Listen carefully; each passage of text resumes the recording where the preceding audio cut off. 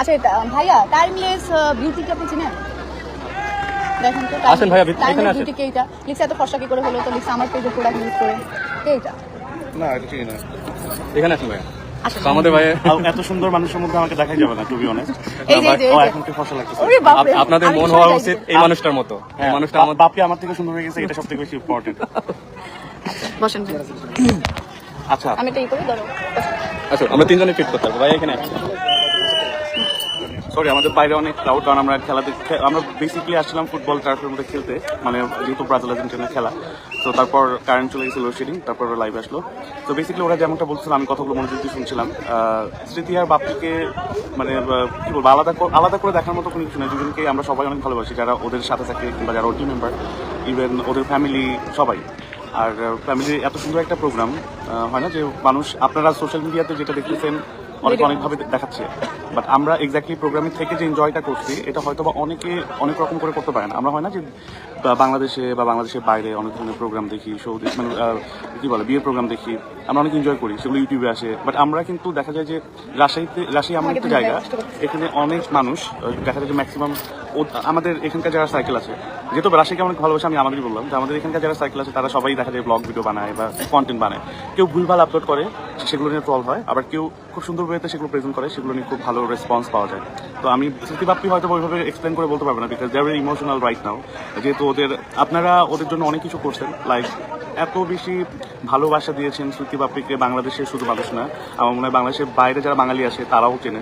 এবং আমাদের বিহাইন্ডে যেমন কলকাতা থেকে স্যান্ডি চলে আসছে শুধুমাত্র স্মৃতি বাপ্পির বিয়ের কথা শুনে, যে ওদের বিয়ে আসবেই, তো চলে আসছে। দেন আমার আরো অনেক ফ্রেন্ড আসতে চাইছে, ইভেন আমাকে সবাই মেসেজ করছে ওদের কি অবস্থা, ওরা কি করতেছে বা ওরা এখন কি অবস্থায় আছে এগুলো নিয়ে। তো ওদের আর স্মৃতি খুবই ন্যাচারাল থাকতে পছন্দ করে। আমি যেহেতু একজন স্টাইলিশ, আমি একটু আপনাদেরকে বলি, বাপ্পি অনেক স্টাইলিশ একজন ছিল। আমি সবসময় বলি যে তোমার ড্রেস আপ, তোমার গেট আপ, ইটস লাইক খুবই সুন্দর, খুবই স্টাইলিশ ওয়েতে থাকে, চলাফেরা করে। আর স্মৃতি হচ্ছে খুব সিম্পল, হয় না যে ওদের কম্বিনেশনটা এমন একটা কম্বিনেশন, লাইক আপনি এটা কি বলবে, আগুন পানির মতো একটা, মানে একটা প্যাকেজ আর কি।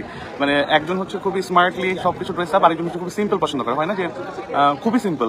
ওকে আমি যতবারই সাজে না কেন, একটু কাছে, ওকে আমি যতবারই এত এই পর্যন্ত কিন্তু ওকে আমি কোনোদিন কোনো হয় না যে ওয়েস্টার্ন ড্রেস, আমিও তো আমার তো একটা চোখ আছে, ওয়েস্টার্ন ড্রেস যখন পরে দেখেছি ও খুবই মানে সেন্সিটিভ এই বিষয়গুলোতে। ভাই আমাকে কেমন লাগবে, আমি কখনো পরি নাই, আমাকে পড়লে আমার শ্বশুর শাশুড়ি কি বলবে, আমাকে পড়লে আমার বাবা মা কি বলবে। সো এই ড্রেস আপ, এখন ড্রেস আপ নিয়ে যেহেতু আপনাদের প্রশ্ন, আমি কিন্তু এই ব্যাপারটা এক্সপ্লেন করছি। ও কিন্তু এখনো এটা নিয়ে টু শব্দ বলে না। ও ওর ফ্যামিলি এবং শ্বশুর শাশুড়িকে এত ভালোবাসে, ওর বাবা মাকে এত ভালোবাসে যে ও ওর বিয়ের দিন কি ড্রেস পরছে এটা নিয়ে ওর কোনো হেডেক নাই, ও কোনো কিছু বলে না। আপনারা যে ব্যাড কমেন্টস করছেন, এটাতে প্রবলেম হয়েছে কি, যে যারা ব্যাড, সবাই তো আর করে নাই, যারা হচ্ছে ওই যে ছবি নিয়ে স্ক্রিনশট নিয়ে, হয় না যে আমি বললাম যে কেউ বাজেভাবে প্রেজেন্ট করে, একটা মহিলা লো লাইটে একটা মানে কম দামি একটা, আমি কম দামি বলবো না, একটা নর্মাল একটা ফোনে লো লাইটে ওর একটা ছবি তুলছে, যেখানে আমরা তো মেকআপ করি, মেকআপ জানি, যেখানে মেকআপটা খুব বাজেভাবে হয় না যে মেকআপটা স্কিন অনেক ডার্ক লাগতেছিল, বাজেভাবে দেখা যাচ্ছিল। তো উনি কিন্তু ছবিটা ভাইরাল করার আশায় বা উনি কিন্তু ওই ইন্টেনশনে ছবিটা আপলোড করছে। উনি যদি ওনার ইন্টেনশন যদি ভালো থাকতো তাহলে কিন্তু এরকম একটা ছবি আপলোড করতো না, যেখানে বাপ্পিকে বাজে দেখাচ্ছে, যেখানে স্মৃতিকে বাজে দেখাচ্ছে।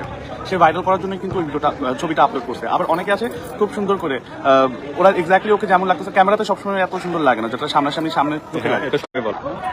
তো ওই রকম কিন্তু লাগে না, যেটা হচ্ছে ট্রু, আমি যেমন বলছিলাম, কিন্তু বাস্তবে কিন্তু বেশি সুন্দর লাগে। এখন সে তার ফ্যামিলির পছন্দের শাড়ি গয়না পরে বিয়ের প্রোগ্রামটা করছে, ওকে মাশাআল্লাহ অনেক সুন্দর লাগছে, সবাই পছন্দ করছে। ইভেন সব থেকে বড় কথা একটা কথা মাথায় রাখবেন, যে ওর শ্বশুর শাশুড়ি বাবা মা তাদের কথা রেখে তাদের মতো করে তাদের মেয়ে প্রেজেন্ট, মানে তাদের মেয়ে হচ্ছে বিয়েতে প্রেজেন্ট করছে, এটা সব থেকে বড় কথা। এটা ওর বাবা মা যদি বলতো যে ওকে বোরকা পড়তে হবে, বোরকা পড়তো, ওর বাবা মা যদি বলতো ওকে শাড়ি পড়তে হবে, শাড়ি পড়তো। বাপ্পিও এখানে বলার কেউ না। বাপ্পি যখন বলছে তুমি লেহেঙ্গা পরো, বাপ্পি বলছে তোমার মা, আমার শাশুড়ি মা বলছে যে এই শাড়িটা পরতো, আমি এটাই পরবো। কে কি বললো কে না বলে এটাও দেখার বিষয় না। আমার প্রত্যেকটা মানুষ এরকম হওয়াই উচিত। আমি এর জন্য কিন্তু প্রত্যেকটা বউ এমন হওয়া উচিত, প্রত্যেকটা বউ ফ্যামিলি পার্সোনালিটি থাকা উচিত। আবার আমি যে ওই যে হিজাব ছাড়া যে অন্যান্য প্রোগ্রামগুলো করছি, যা যা করছি, এগুলোও কিন্তু আমার শ্বশুর শাশুড়ি রেসপেক্ট করছে, যে না ওর চয়েস, ওর যেমনি ইচ্ছা ও করবে, কোনো সমস্যা নেই। ওটা একটা দিন বলেছিল যে আম্মু তুমি নিজেকে একটু কাভার করে সুন্দর করে থাকবা, বিশেষ করে বিয়ের দিনটা চাইছে। সো আমি চেষ্টা করেছি ওইভাবেই আসলে প্রেজেন্ট হওয়ার, ওইভাবেই আসলে নিজেকে করে। এইখানে নাথিং, আর কিছুই না। আর সত্যি কথা বলতে গেলে আমাদের বিয়েটা আসলে অনেক আগেই হয়ে গেছে, আমরা নতুন করে প্রোগ্রাম করতেছি। আপনারা এমন ভাবেই বলতেছেন যে মনে হয় আমি বিয়ের পিড়িতেই বসলাম। আচ্ছা, প্রথমে যেটা আমি বলি, বাপির ফ্যামিলি তো দেশের বাইরে থাকে, সবসময় তো আর হয় না যে আপনি এটা ঢাকা টু রাজশাহী না যে আপনি হুট করে উড়াল দিয়ে চলে আসবেন।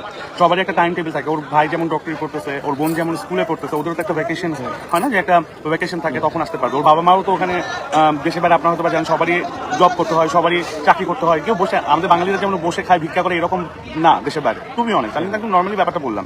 তো দেশের বাইরে সবাই সবার মতো কাজ, সবাই সবার মতো ব্যস্ততা শেষ করে ওরা বিয়ের প্রোগ্রাম অ্যাটেন্ড করছে, ওরা নতুন করে সুন্দর করে বিয়ের প্রোগ্রামটা সবাইকে দেখাইছে এবং আমরা এনজয় করছি সবাই।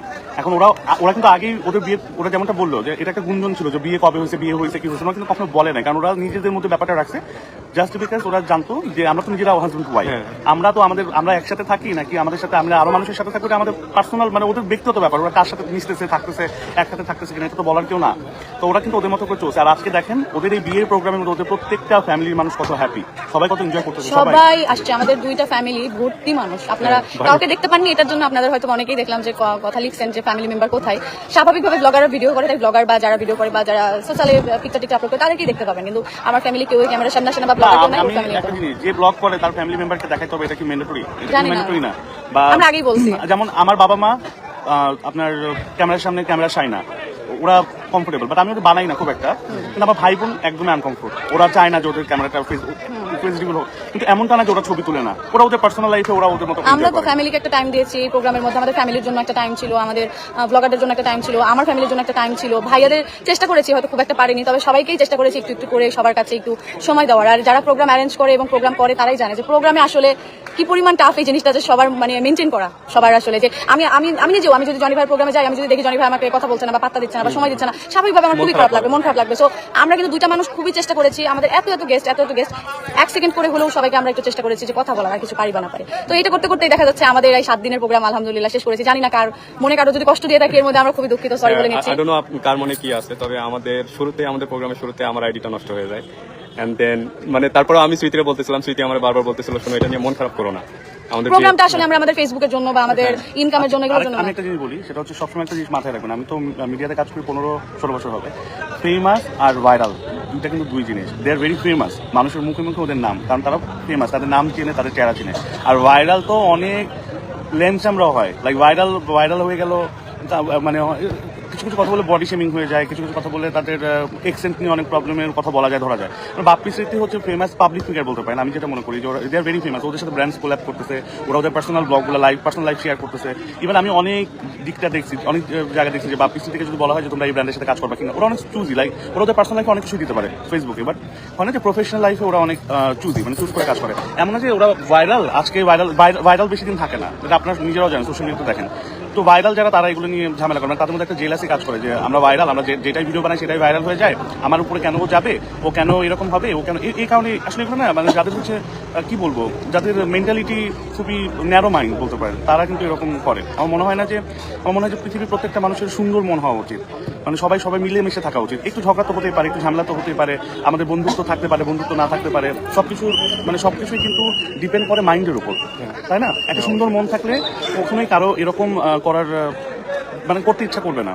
আমি কাউকে খারাপ বলবো না, আমি বলবো যে একটা সময় সম্পর্ক সবার সাথে সবার ঠিক হয়ে যাবে। দেখেন আজকে যদি আমার মানে হয় না যে লাইক সামথিং লাইক দ্যাট, যে আমি বলবো যে আজকে যদি আমার খারাপ কিছু হয়, তুমি আমার সুখের দিনে না দুঃখের দিনে কিন্তু ঠিকই আসবা।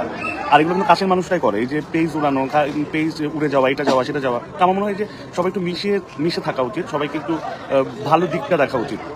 ওরা আমি আরেকটা কথা বলি, ওরা ভালো মানুষ দেখে কোনো অ্যাকশন দেয় না, কোনো লাইভ করে না, কোনো ধরনের কোনো মানে হয় না যেগুলো ব্যাপারে তো অনেক ধরনের সাইবার অ্যাকশন থেকে শুরু করে সবকিছু আছে, তো এগুলো ওরা করে না, কারণ ওরা জানে যে এগুলো করে আসলে নিজেদের মানুষেরই ক্ষতি করা। ওরা বাপিয়া স্মৃতি কিন্তু এগুলো ভাবেও না কখনো মনের মধ্যে, ওদের মনের মধ্যে কিন্তু এই জিনিসটা নাই যে আমার মনের মধ্যে কোনো দাগ বা কালি নাই যে আমার এই জিনিসটা করে ক্ষতি করতে হবে, কিন্তু এটা করে কোনো আনফর্চুনেট কোনো লাভ হবে না, বিকজ ওদের আইডি চলে যাবে, পেজ চলে যাবে, ওরা নতুন করবে আবার আগের মতো হয়ে যাবে, কারণ মানুষের চিনে যারা ভেরি ফেমাস। বাট যারা ভাইরাল তাদের একবার চলে গেলে তখন কি হবে, তাদের তো আর ওই চলেই যাবে, আর কখনো ফিরে আসতে পারবে না, এটা একটা ফ্যাক্ট। আরেকটা জিনিস হচ্ছে যে বললাম যে ওরা কোনো ধরনের কোনো অ্যাকশন নেয় না, যদি হয় না যে যদি ভালো মানুষের পাল্লায় পড়ে, যারা হচ্ছে প্রতিষ্ঠিত তাদের পাল্লায় পড়ে, যদি একটা ক্ষতি করে তার 10টা ক্ষতি সে করবে, যে সেটা জানুক আর না জানুক। কিন্তু ওদের মধ্যে আমি কোনো ধরনের কোনো দেখি না, ওরা হয় না যে ওরা এক্স্যাক্টলি কে করেছে বা কারা করেছে এটা ইম্পর্টেন্ট না, এটা অনেক মানুষই করতে পারে, অনেকেই করতে পারে, তাই না? কিন্তু হয় না যে ওদের মনের মধ্যে কষ্ট দেওয়া বা খারাপ লাগানো, এই জিনিসগুলো এইরকম একটা মোমেন্টে, একটা হ্যাপি মোমেন্টে, যেটা মানুষ পছন্দ করে বলে মানুষকে দেখানো যে আমাদের বিয়েটা আমরা এমনভাবে করতেছি, তোমরা তোমাদের বিয়েটা এইভাবে করতে পারো। মানে অনেক কিছু শেখা যায়, একজনকে দেখে ব্লগ একজনকে দেখে শেখে, রাইট? তো এই জিনিসগুলো কিন্তু খুব ইম্পর্টেন্ট লাইফে, যে ফ্রেন্ডস ফ্রেন্ডস উইথ বেনিফিট এই জিনিসটা আসলে ইগনোর করে ফ্রেন্ডস উইথ ফ্রেন্ডস লাইক বন্ধুর জন্য এরকম থাকা উচিত। একটা সময় সব ঠিক হয়ে যাবে, কিন্তু এই যে মন খারাপের দিনগুলা আসছে এগুলা দিয়ে যে মনে হয় যে না আমি ওকে Karma is back, like okay একটা জিনিস খারাপ করলাম আমি মনে রাখবে না, যা খারাপ করলাম ও আমার সাথে আগের মতো হয়ে যাবে, এগুলো আসলে ভুল ধারণা। বাট সবার হ্যাপি থাকা উচিত। আচ্ছা খারাপ দিকগুলো বাদ দাও, এখন একটু সুখের দিকগুলো তোমরা বলো যে তোমরা কিরকম এনজয় করলা? অনেকক্ষণ না, আমরা তো- মানুষ এগুলো প্যাচাল শুনছে। আমরা অনেক এনজয় আমরা তো অনেকদিন ঘুমাই না, আমি টানা 7 দিন ঘুমাই নাই, তারপরেও মনে হচ্ছে যে উই আর ভেরি হ্যাপি। আমি একটা জিনিস আপনাদেরকে শুরু থেকে বলে আসছিলাম যে হচ্ছে আচ্ছা তুমি এত সুন্দর হইলা কেমন এটা বলো? এটা জনি ভাইয়া সুন্দর করে দিছে। কিভাবে এটা বলো? জনি চেঞ্জ ভাইয়া থেকে খালি ওই যে আমি বলি লুক চেঞ্জ থেকে একটা নতুন ফেশিয়াল নিয়ে আসছে ভাইয়া। হ্যাঁ, কি নাম ভাইয়া ফেশিয়ালটা? প্লাটিনাম। হ্যাঁ, প্লাটিনাম। ওটা সোল্ড আউট হয়ে যায় বারবার। লুকচেন স্যালুনের প্রমোশন না করি। আচ্ছা রাজশাহীতে লুকচেন স্যালুন আছে, আপনারা গুগল ম্যাপ করে চলে আসুন। না ও ভিডিও করছে প্রত্যেকদিন, বিয়ের প্রোগ্রামের মধ্যে প্রতিদিন গেছে তো চেঞ্জে। লুকচেন স্যালুন তো ওদেরই। আমার আমি তো অ্যাকচুয়ালি আসিই না। বাংলাদেশে আমার খুব ভালো লাগে লুকসেন সেলুন। আমি অলওয়েজ শুরু থেকে যাই ওখানে। আর আমি ভাইয়া যখন রাজশাহীতে ভাইয়া ছিল না- সেলুন বলে না, আমি জাস্ট এমনি যাই ওখানে। যখন রাজশাহীতে ছিল না তখন ঢাকা গেলে সুযোগ ছাড়তো না, আবার এখন যখন রাজশাহীতে চলে আসছে এখন রাজশাহীতে তো আরোই সুযোগ ছাড়ে না। তো প্রোগ্রামের পরে প্রতিদিন আপনারা যাবো। ভিডিও দেখতে পাবেন। আপনারা আরো কয়েকদিন পর দেখবেন যে আমাদের ওখানে যে এটা তো একটা সেলফ প্যাম্পারিং বা প্রিয়া স্মৃতি যখন আমরা মেয়েদের জন্য করবো, মেয়েদের